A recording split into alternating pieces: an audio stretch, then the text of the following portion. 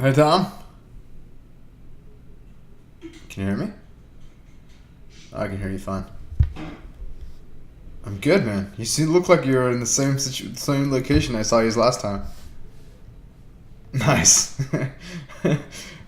That's awesome. I see a couple of Bibles in there I didn't see last time. Yeah. Sweet.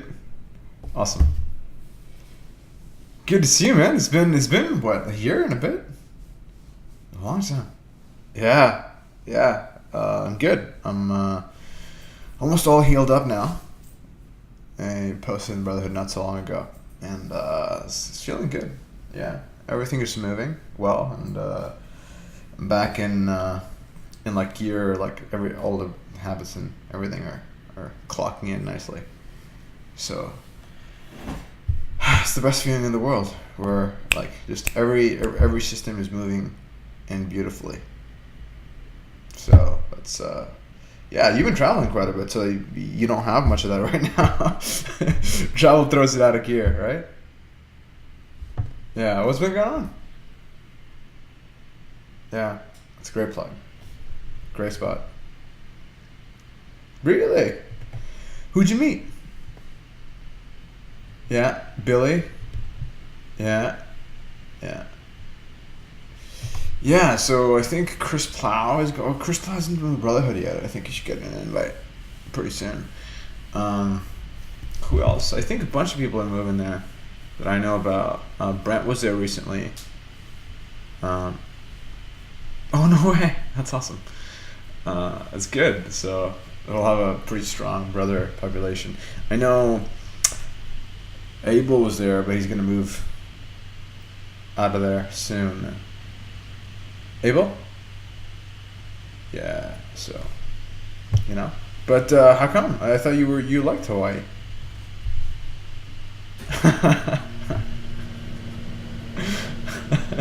I believe it, man. See, that's the thing, right? So you've got beautiful nature and lots of land, but the people is what makes a place, right? The people is what makes a place. Which is why even I'm thinking of even maybe something like Eden, um, like what's that place called? Summit Series has Eden in Colorado. Do you know what Summit Series is? Summit Series is this kind of this concept. Look it up. It's this group of entrepreneurs that yeah. So like every year their big event, like you do a yacht with like 2,000, 3,000 people. Just everybody, just really interesting, cool stories and lots of interesting events. You know, they've had Richard Branson on there, a bunch of other really cool people just giving talks and having events, just bringing cool people together. And they have this spot in Colorado where they just bring people together and they run events. And there are several people who live there permanently, basically, right? Unless they're traveling. And it's a really great place because everybody's there. And like I said, it's the people that makes a place. So something like that I've been thinking about. Maybe not Eden because it's cold as hell, and frankly, I'm from Canada. You want to look outside here? Here's what it looks like. No, it's Toronto. Yeah, check it out. It's snow everywhere. So, so yeah, I would prefer not going to another place with snow. I don't mind the cold, but it gets a little frustrating after being in there for quite some time. Especially like it's like this 5-6 month winter here. Austin's pretty good though. Yeah, yeah. Oh, hey man, you don't know cold. He was you've been spoiled in Hawaii for the last little while. Yeah. So how's the TCK publishing and stuff going? Yeah.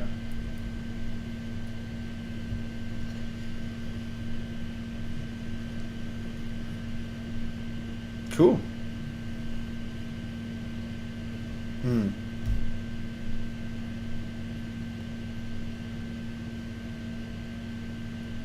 Yeah. Awesome.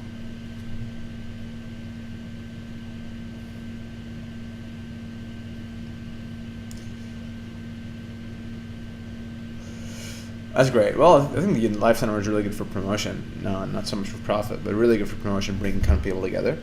But it's really cool. Like, you're really into the complete solution, the Bible, right? So I think it's going to be received well by the audience. So I'm curious. So what do you kind of want to cover in the podcast? I'm just curious. How much time do we have? I have a call at like an hour from now.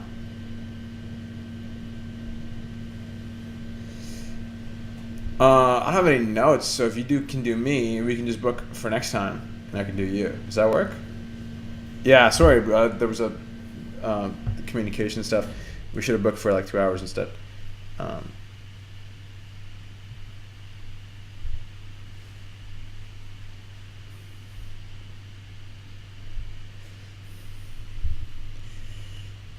Yeah. Yeah.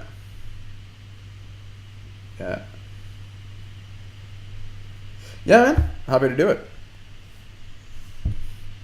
Yeah, just give me one moment. I just need to. I just saw your email right now. Sorry, I wasn't on email for the last couple of hours. It's amazing. Huh? Yeah, I do.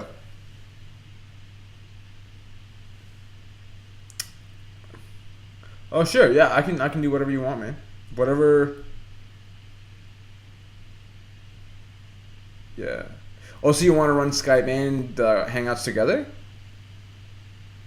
Okay. And you just want me to send it over? I can do that. I'm actually like, so for me, call record is like by default on all the time. So it's on right now. So you just want me, whenever this call is done, we'll stop it and I'll send over the file. Does that work? Yeah. So I have a backup. Do you want me to send it to you, or do you want me to? Okay, perfect. Yeah, Dropbox is how it's mostly gonna go, I think. Give me a second. I just have to. Man, my inbox is a mess right now. Huh? Yeah. Oh. I'm trying to find this Boomerang I use. Yeah. It doesn't work for me, man. Yeah, it doesn't work for me. You try using it. I do. Yeah, I used it, and it was really cool because I saw all of the lists that it's like I was subscribed to, and I didn't realize I was subscribed to some lists. And so I clicked all the ones I wanted, pretty much everything, and unsubscribe. And like 2 weeks later, I was still getting stuff. I'm like, what?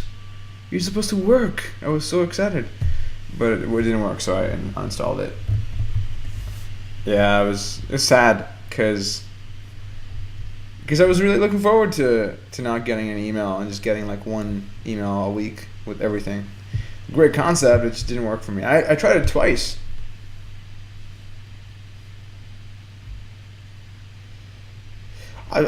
Both didn't happen for me. Like, yeah, I don't know what was going on. I don't know if it was early. Maybe I can try it again in about 6 months. But I've tried it twice now. Yeah, I use filters all the time. Yeah. Oh, that's awesome. Yeah, that's killer. It's a killer idea. What else? What other hacks do I have? Well, the other hack I think I'm sure you must have used at some point is if someone sends an email to you and you want to respond, but you don't have the data or whatever the stuff you need right now, just respond to them with everything except the stuff that you need to give it to them, and just save it as a draft, and just go through all your drafts. That's one. Another one is if you're traveling quite a bit, have you heard of Google Offline? Oh, it's gonna change your life, bro.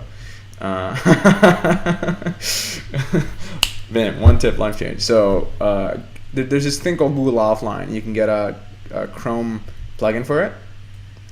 And so what you do is you load it up before you get on a flight, and then every email you want to tackle, there's like a back end. It's like Outlook, but on the back end of Chrome. And so you just respond to everything, and like 20, 30, 40 emails, however long your flight is, and you get back down, you connect to the internet, hit one button, everything sends.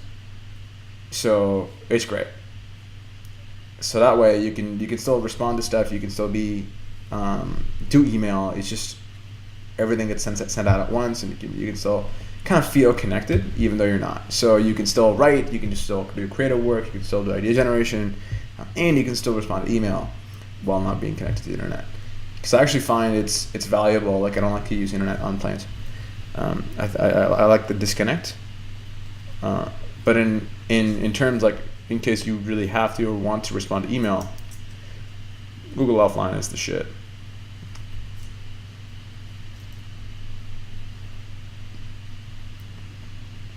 Yeah, man. Yeah, you're welcome. Let's do it. So is it a video or what? Is it video? Okay, video. I'm okay with video. It's just let's see. How do I look? Thinking if I should wear some kind of shirt or something.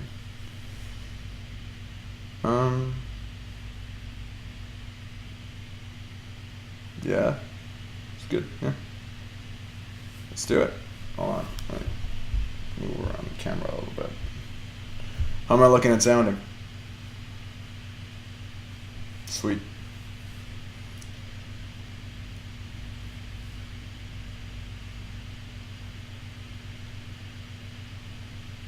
Well, Tom, happy to be here. So, from when I was a kid, I used to write, and a lot of my friends told me, "Hey, you write well. You should write more."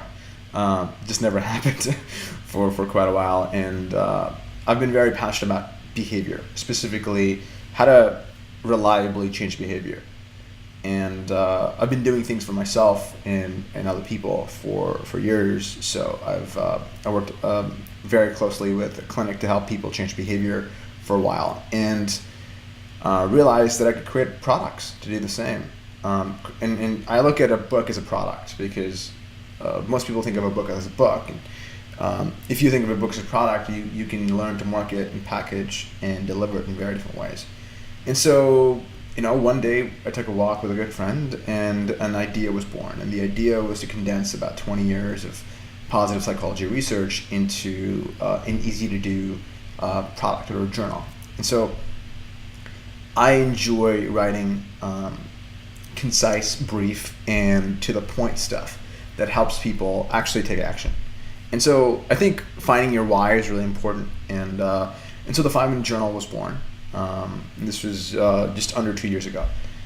And so far, so wonderful, right? It's been received really well.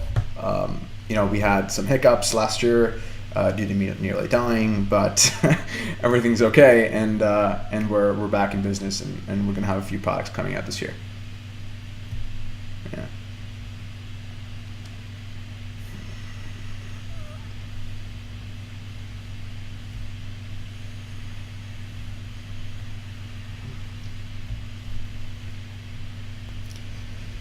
Sure. So, let me set the stage a little bit. So this was in, I decided to head out to Bali for a few months in last March 2014. I live in Toronto, Canada. For the people who don't have the fortune or the misfortune of living in Toronto, Canada, is cold as hell. I don't know if this is a PG show, so I'm not swearing, but it's cold as hell in March. So I decided to head out till the summer, and so because of the company that I was telling you about that created the 5-Minute Journal, we have other things, apps, etc. I can travel anywhere I want and do anything I want, and so I was living the life. It was great. I was doing what I wanted on a daily basis. I was attending events I wanted, meeting beautiful people, and I decided to rent this beautiful motorbike. And as it happens sometimes with sexy bikes and high speeds, it was, the situation wasn't pretty, right? So one day decided I was heading out to a waterfall with some friends. Now I was going to meet my friends. My friends weren't with me, and I was in rural Indonesia, and they don't have the same rules and regulations as Canada or the U.S. No road signs, no lights, no divider, and I expected the road to go absolutely straight and not and stop and end, and I was looking to take a left at the very end. Turns out, as it was going 70 plus on this narrow road, turns out I was wrong about the road ending. The road enters a main intersection, and as I enter the main intersection, I go, oh crap,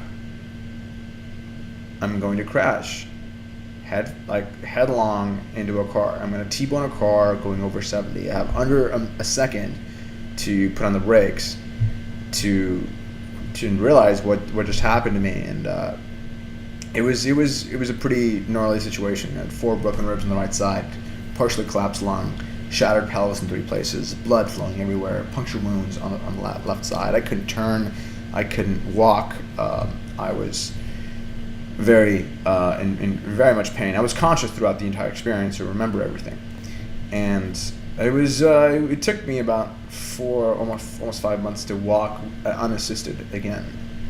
And I think just as in everything else, Tom, life throws stuff at you, and the question is,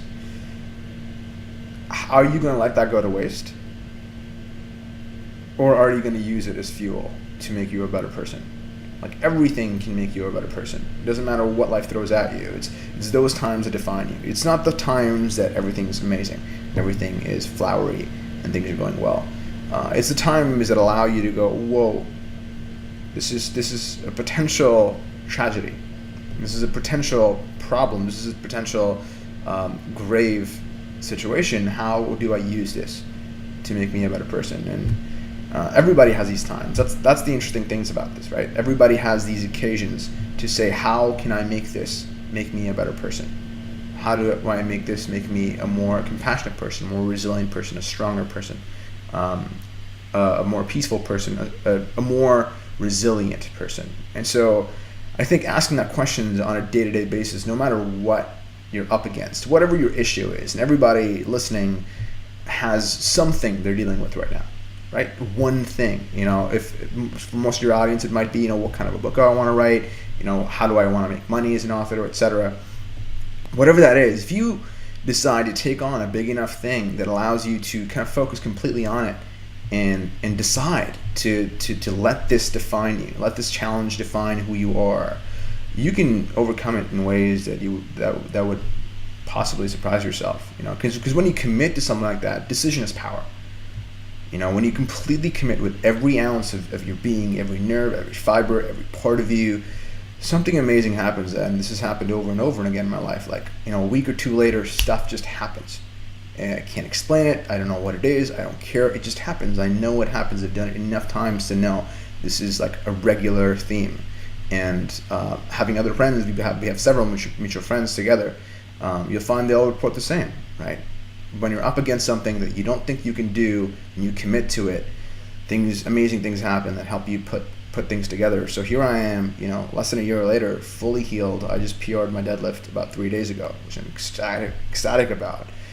It's not because I PR'd, that's nothing to me. What was amazing to me is that my body is stronger now, and that was a really important metric in my recovery process.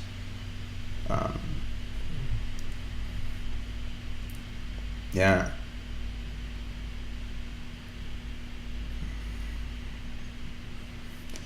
Actually, I have more muscle than I've ever had. So this is another metric in the progress, right?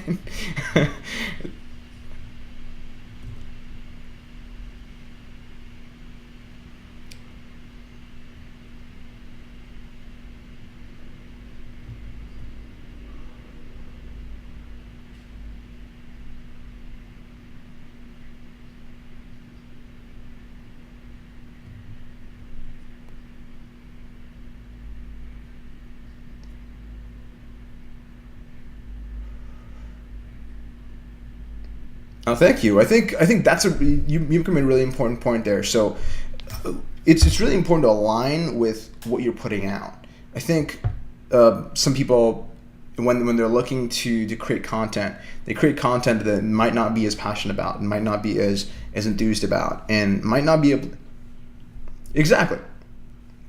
Exactly.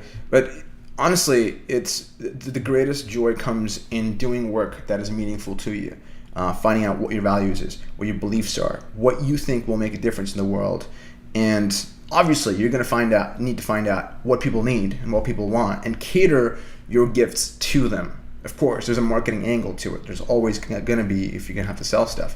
But if you combine those two things, what you care about producing for the world, and how you can package that in a way that the world will buy it. I really believe that's the secret to living sustainably and living in abundantly. And to put it in another word, it's just find out the things that allow you to find the most impact. I live for impact. How many lives and the quality of the change you've created in people's lives. And different people live for different stuff, and that's totally cool. Some people live for how much they're admired, right? So different people live for different things. You'll listen to Arnold's biography, Total Recall, and he had very different values, right? He still did what he wanted to do because he lived in line with his values. It doesn't matter what your values are. If your values are vanity, if your values are looking good, that's still okay. It's totally okay. You gotta own it.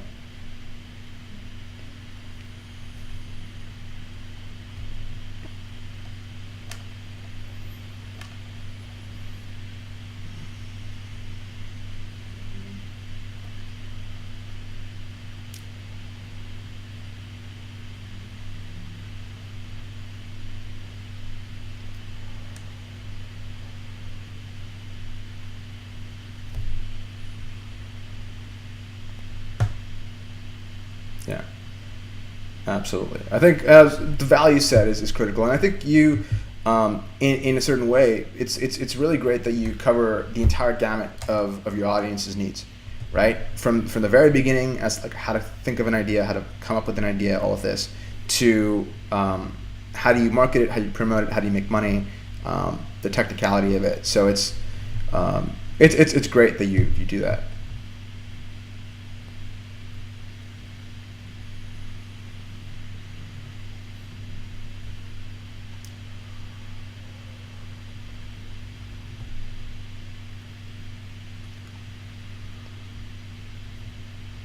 Mm.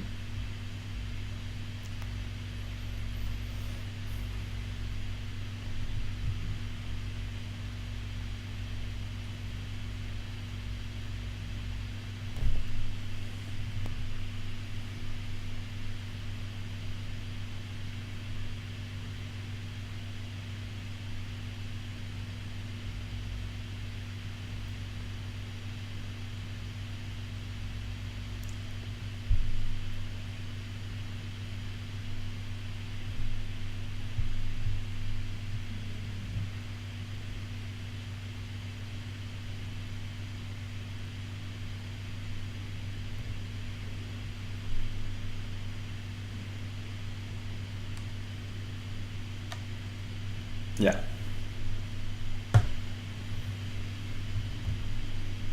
Yeah. Absolutely. And I think the introspection is really key, especially for any writer.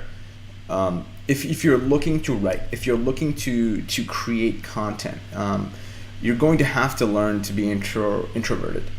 Uh, Writing is a very introspective process. It's not an extroverted process. The best writers are the people that know the most about themselves, ask the most questions about themselves, are willing to spend time alone with themselves, that kind of thing. And it's so important to learn your own reactions, your own feelings, your own results, your own struggles, your own challenges, in a way that allows you to portray that on paper. because when people read something and they impact with it so deeply, it's because someone else has thought about something so deeply that they've never had the opportunity to, and they put it on words in such a way that connects with a part of them that they never knew existed before.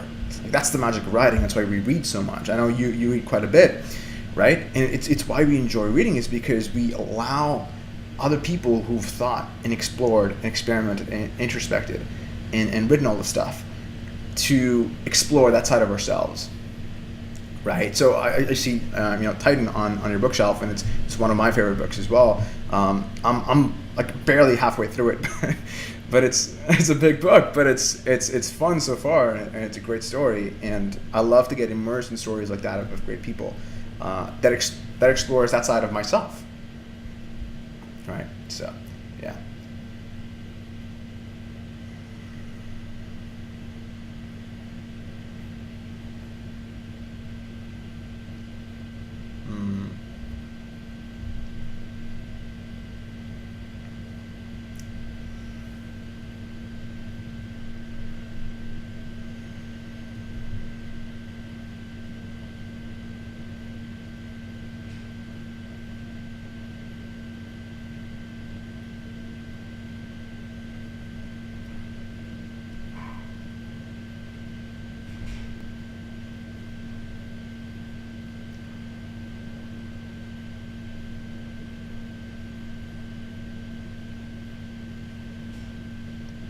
Yeah, and obviously, in your writing process, I'm sure you've used editors and people for feedback consistently, because I think I use the Neil Strauss method for writing, which is, you have the first draft, which you put everything on paper, and just make sure it gets out of your head.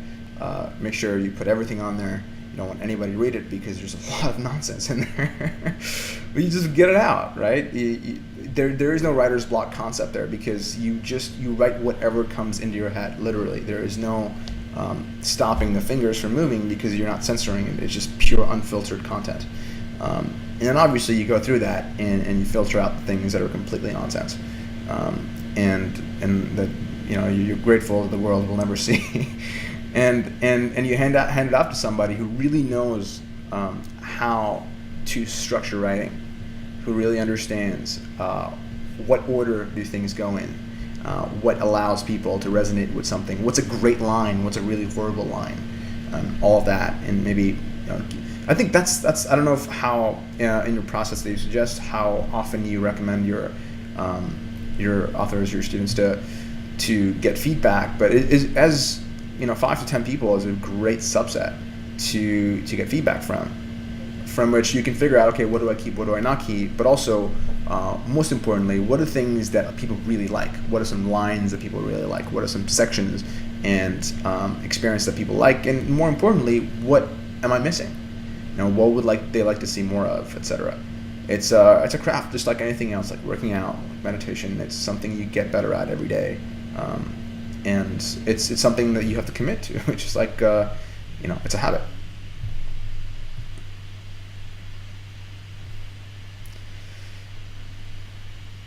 Mm.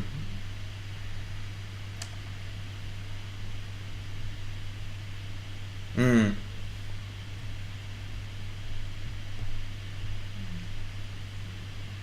Mm.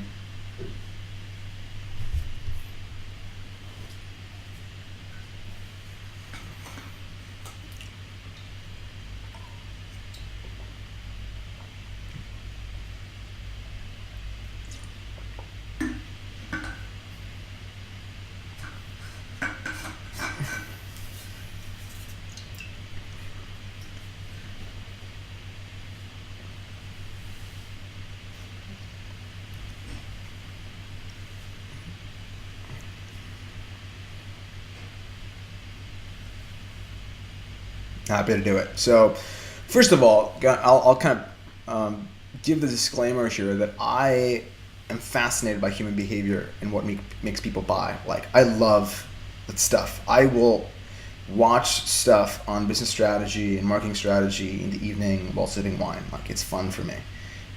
It's something I really enjoy. It's something I'm enjoy for a very long time. It's built into me, right?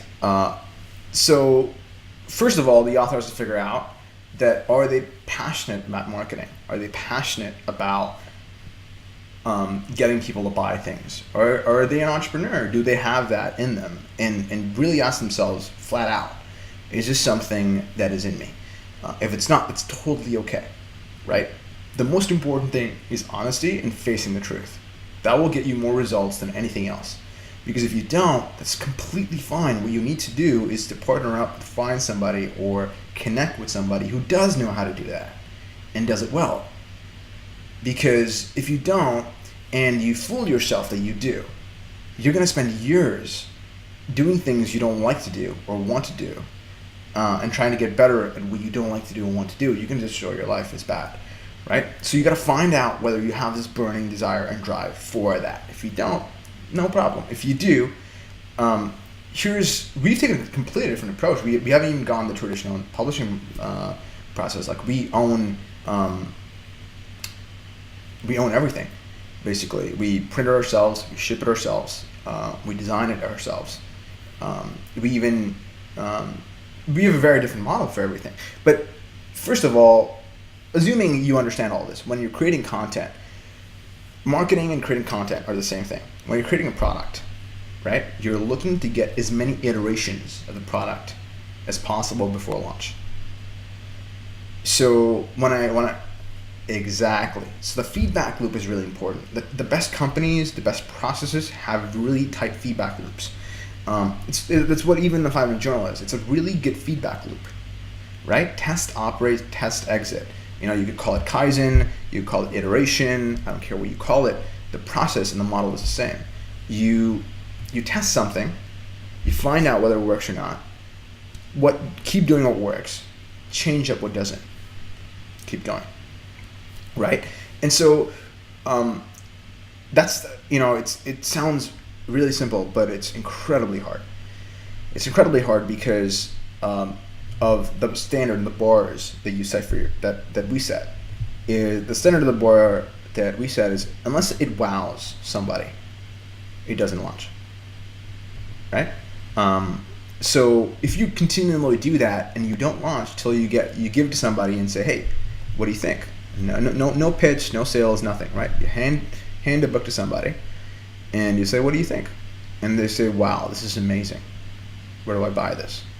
You don't go to market, right? And now that's a pretty high bar, but guess what? Once you have that kind of thing, then people will naturally start talking about it. They can't help it because it's something that's amazing. They have to share. People never keep something that's amazing within. They always have to share it. They always have to talk about it. They always have to kind of, it's something that's natural and common. It's called word of mouth marketing for a reason. It works really well. So you build that into the product or the book or whatever.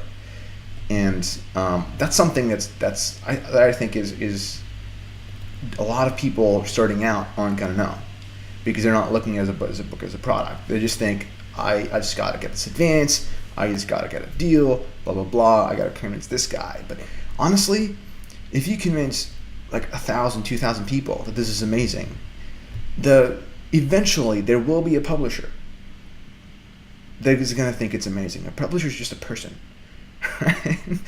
An agent is just a person. And if other people like it, chances are this guy's going to like it too. So focus on getting as tight of a book, a product, a series of chapters as possible before going to market. And so there's, that also takes away the anxiety from it. It also takes away are people going to like it? Are they not? Because you're getting feedback every step of the way. If it sucks, you'll get feedback right away. Amazing. If it doesn't, you get feedback right away. And so you'll also learn how you produce your best content. I produce my best content out of the house. I produce my best content with caffeine, right? Produce my best content listening to ambient down-tempo music. I just know this is what works for me. Other people are different. And so as you become a student of yourself, you'll learn all of these things about yourself. And kind of this even ties back to introspection. The more you learn about yourself, the more you learn about the product, the more you learn about what works, the better you get at the process. And that keeps going for your entire life. It's pretty incredible that, you think about, a year, 2 years, 5 years, 10 years, how much you would have learned about yourself, how many products you would have created, how many books you would have sold, how much money you would have made, how much meaning you would have created, how many lives you would have impacted. It's incredible, right? It's still in the early edges of the curve for us in terms of age, but it's going to be a phenomenal ride.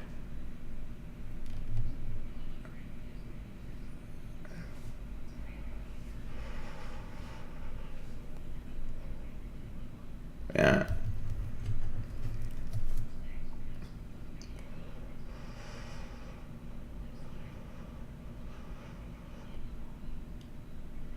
Yeah.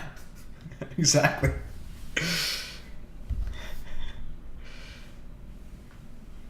Yeah.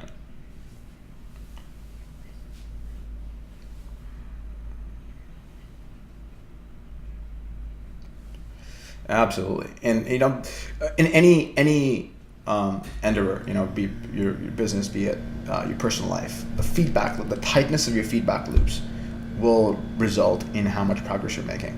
Very simply.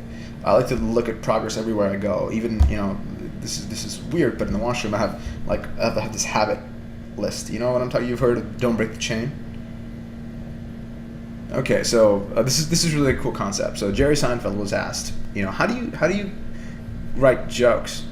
How do you create jokes? You create so many great jokes. How do you do this? And so he said, a very simple answer. He said, listen, jokes are how I make a living. If I don't make people laugh, I don't eat. And so it's very strong motivation you would think it's very strong motivation to write jokes. Guess what? It isn't. And I found, for a long time that I was not able to write jokes consistently. And so I decided to do something very simple. Every day I would come up with one joke. And every day that I came up with one joke, I would put an X on the calendar. And my only thing I had to do every day was write a joke a day. And never miss a day. And so every day that he did it, he put an X on the calendar. X on the calendar. X on the calendar. Pretty soon, he had a streak. A row of these X's. And then he used to count how many days he has. 17, 21, 65, whatever. And all it's called is don't break the chain. Don't break the chain.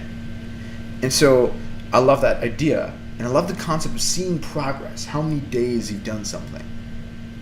Right? It builds confidence. It builds self-esteem. It builds realism. If you're at 0 or 1, you're at 0 or 1. It's incredible. It's like bad. But at least you're confronting reality.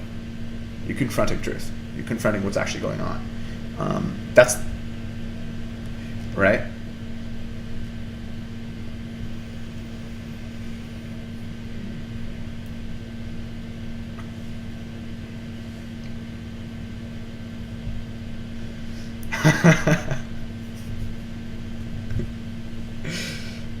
Yeah.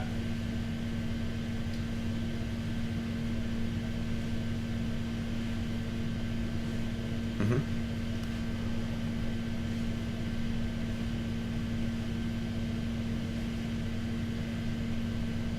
Mhm.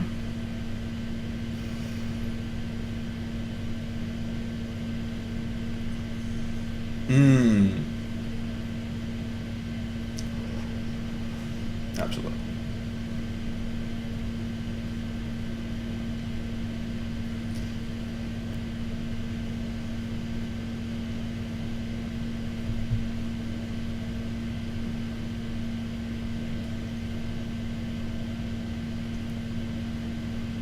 Absolutely.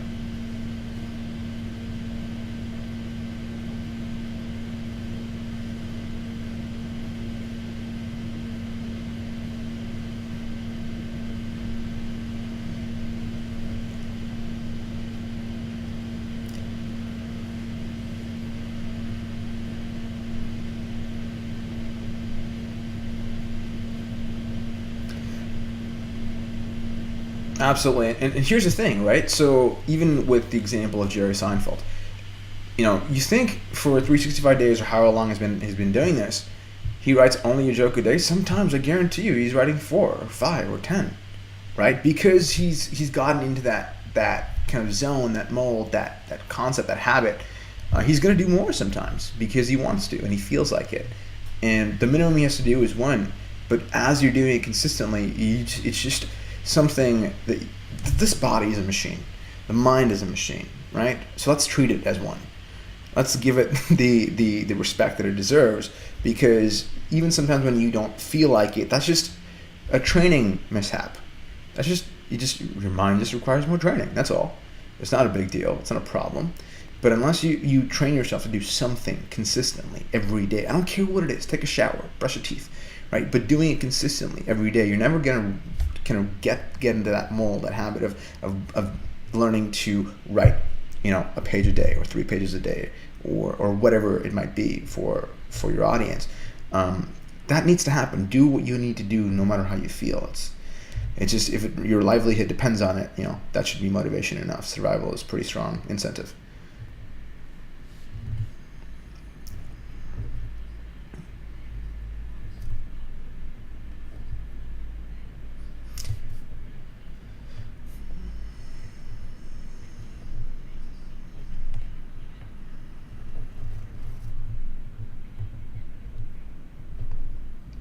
Mm.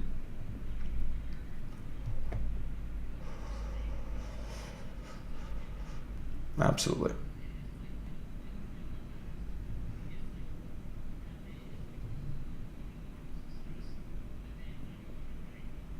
Mm.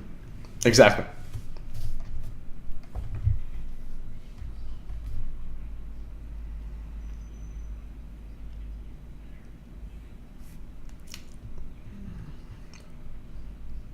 Absolutely. The most progress is made when you move through the most psychological resistance. That's just a fact, right?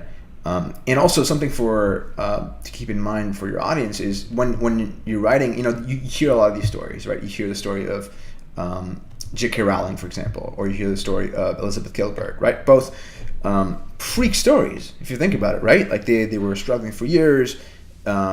They created these books, and suddenly, all of a sudden, like, magic happened, and someone picked them up, and they became like extremely wealthy in a short period of time. That's the anomaly. All right, that's the anomaly. Those are the outliers. Math doesn't support that. And these stories, in my opinion, for authors, are more. They do more harm than good. They do more harm than good because they're fairy tale stories. And yes, fairy tales do happen. But can you bet on a fairy tale happening? Because you don't want to bet your destiny on the fairy tale odds. I just don't like those kind of odds. I'm not a betting guy. I like to play to win. If I'm going to play to win, I'm going to know that my audience is going to like what I do and I'm going to make money. If you want that, you're going to need to find and test your content several times. Multiple times, ensure it is great and it will sell and it will move. And you need to have your marketing pre-wired before it moves out. That stuff is critical.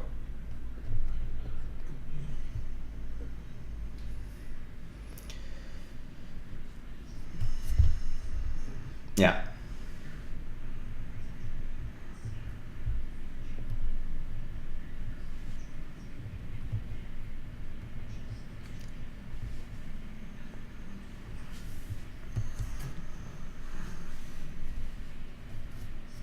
Yeah.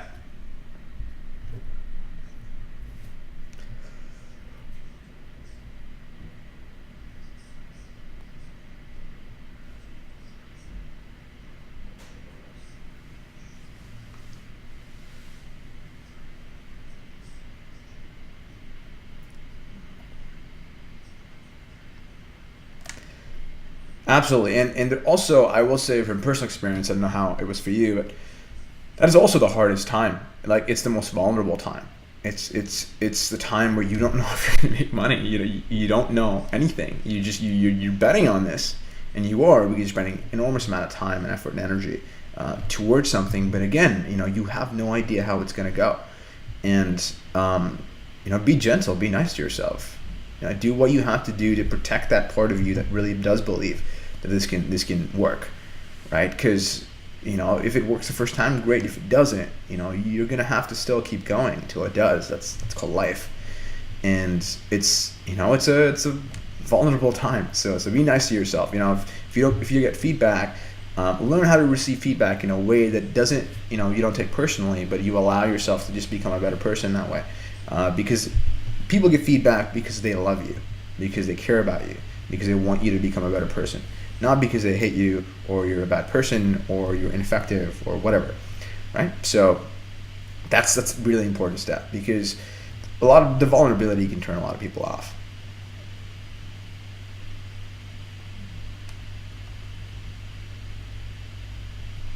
And I think the most important thing that I did, and the most important tip that I can give, is constantly surround your subconscious mind with stories and motivation and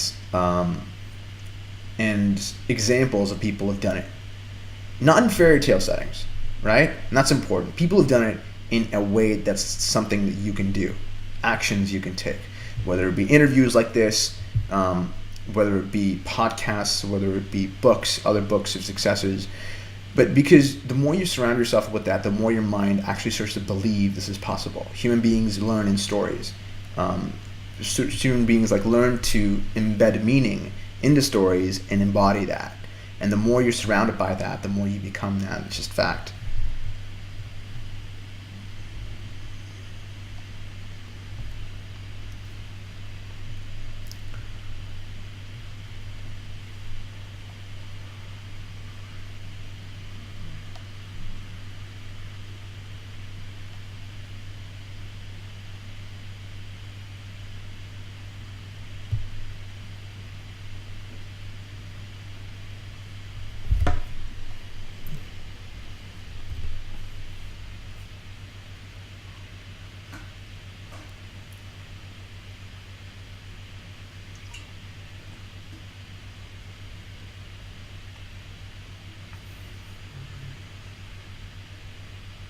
Mm.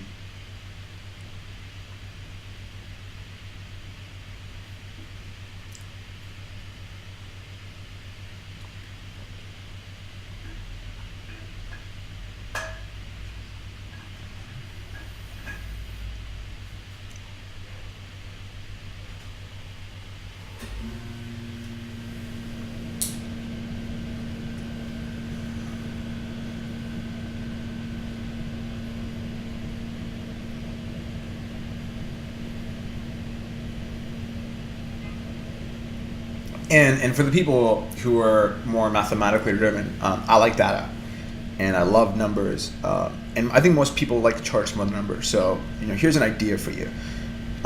Everybody's heard of compound interest, right? Everybody's heard of compound interest. Everybody knows what a linear progression is. So linear progression is like this, 2, 4, 6, 8, 10, 12, 14, etc.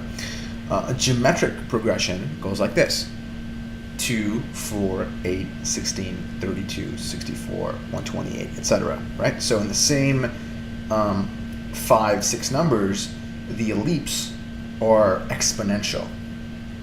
And when it comes to success, when it comes to habits, when it comes to money, over time, typically, assuming you're doing everything you can and all the systems you're running, they're all exponential processes. If the people listening, that they aren't listening to this, they're listening to this on audio, you want to think of a J curve. Look at the J, letter J starts very, you magnify it, and it starts pretty equal in the beginning, and it takes a while to get up, but once it gets up, it's all the way up. It moves very quickly. And so in early stages, maybe you can't relate to somebody who's on the top of the J curve already. So you might have to start with somebody who's slightly near the bottom or slightly up. And as you're moving up, you can start to set your sights higher and higher and higher and higher, to understand how to get to a higher level of what you think would be success. Defining success is a totally different conversation, but I think to believe that you can do it, start at the limits where you think you can.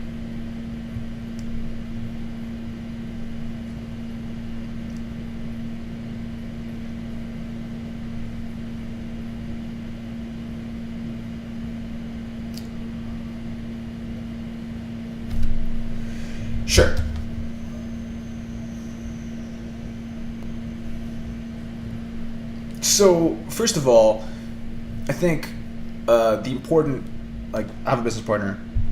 He's also a very, very good friend, and from the very beginning, this is a product for us, and this is the first of many that we'd be doing, and automatically, how do you look for product suppliers? Alibaba. So that's the way we went. The reason we didn't approach publishers is we wanted to retain control, creative control, as well as distribution control of the product. We also know, frankly, that you're going to make more profit if you choose to print and ship, and the printing and shipping is totally under your control. So we looked at suppliers on Alibaba. And then that's just a process. It's a product creation process. So they'll send you, pictures of things they've produced before.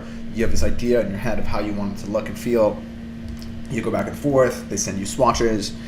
You give them directions and dimensions and paper and stock and all of this. And then you send them the file.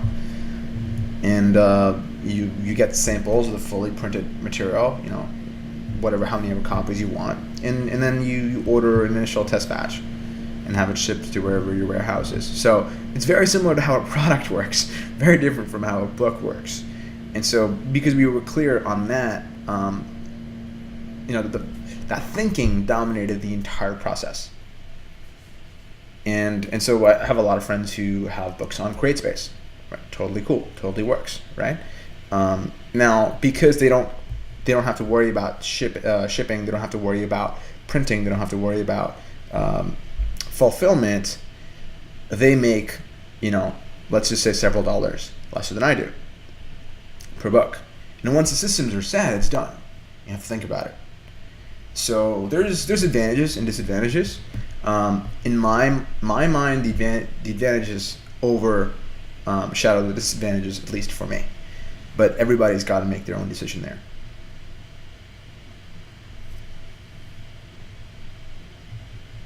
Yes, so manufactured in China, ships to the U.S. Either by boat or by air, depending on how urgently we need it, and it's fulfilled out of 2 locations. So it's out of L.A., mostly L.A., and also we have a warehouse in Philadelphia. We have a fulfillment house taking care of all of that, and so there's exactly.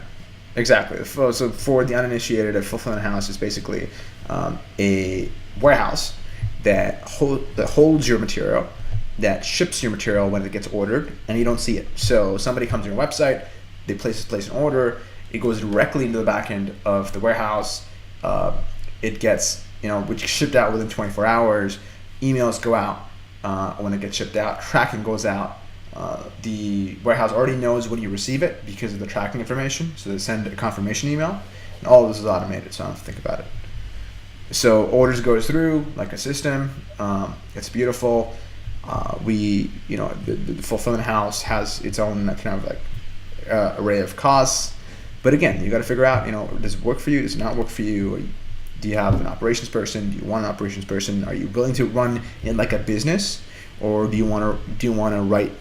Like, do you want your entire time to be dominated by writing books, or do you want to be able to run it like a business? Are you business minded? Are you not? It's a good question to ask yourself before you start all of this.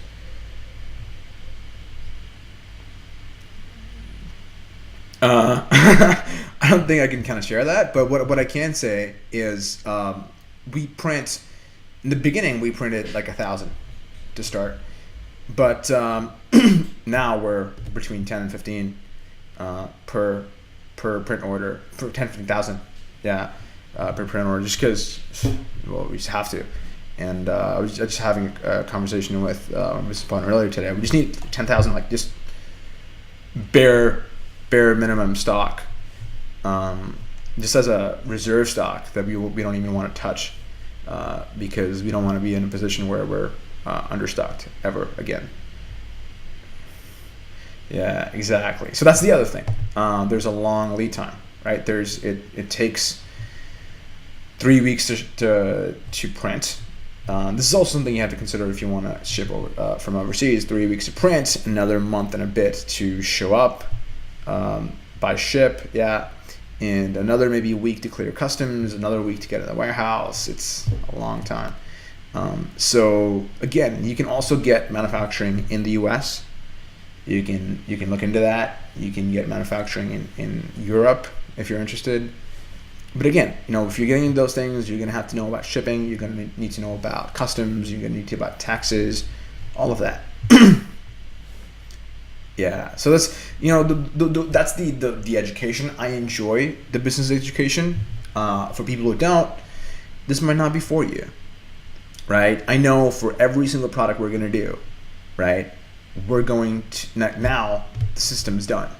So every other product that we create, that we have other authors that go through our own system, because we have our own distribution lines now, right? So we have we're in some larger stores, retail in the U.S. and Canada. Now, for the authors that we choose, they can go through the same distribution lines, with the same systems, and so now that becomes exponential, which is great. Exactly. So I'm addicted to building. Yeah.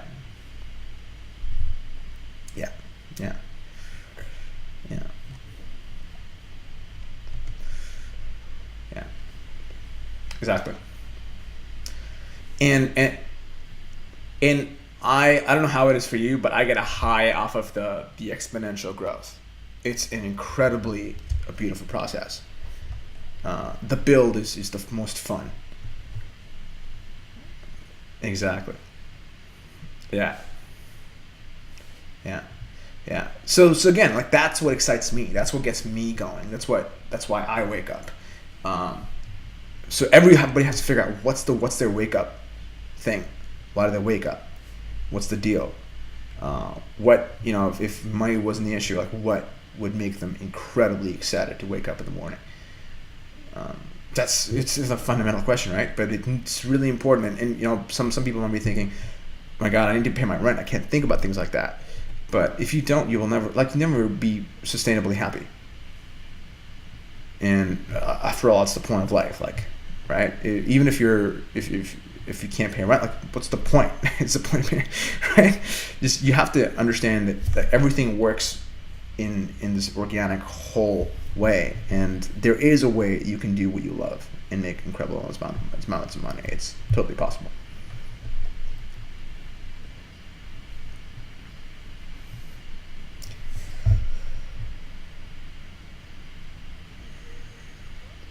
Great. So 5-Minute Journal, you can just Google it, or you can go to 5minutejournal.com. It's really easy to get.